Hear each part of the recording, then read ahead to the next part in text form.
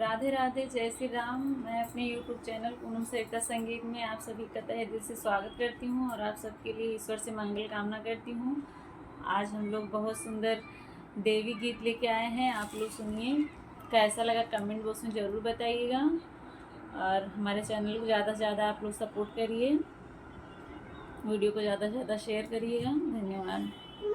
सातो बनी झूलेली झूलनवा सपनवा देखे मैया। सातो बनी झूलेली झूलनवा सपनवा देखे मैया।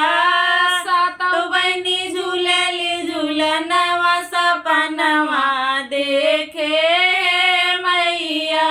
दुआरे पे ब्रह्मा जी सृष्टि रचावे, दुआरे पे ब्रह्मा जी सृष्टि रचावे।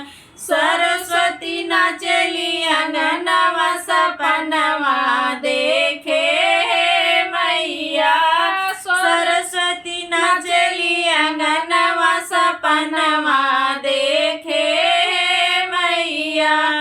सातो बनी झूलेली झूलनवा सपनवा देखे मैया।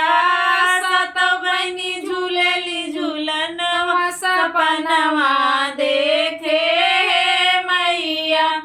दुआरे पे विष्णु जी चक्र चलावै, दुआरे पे विष्णु जी चक्र चलावै। लक्ष्मी मैया नाचली अंगनवा सपनवा देखे मैया। दुआरे पे बजला बजनवा सपनवा देखे मैया। दुआरे पे बजला बजनवा सपनवा देखे मैया।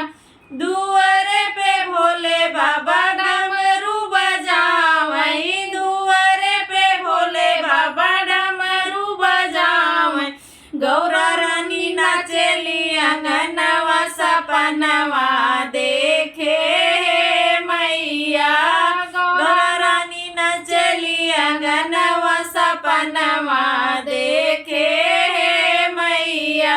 सातो बनी झूलेली झूलनवा सपनवा देखे मैया। सातो बनी झूलेली झूलनवा सपनवा देखे मैया। दुआरे पे कृष्ण जी बंसी बजावै, दुआरे पे कृष्ण जी बंसी बजावै। राधा रानी नाचली अंगनवा सपनवा देखे मैया। राधा रानी नाचली अंगनवा सपनवा देखे मैया। सातो बनी झूलेली झूलनवा सपनवा देखे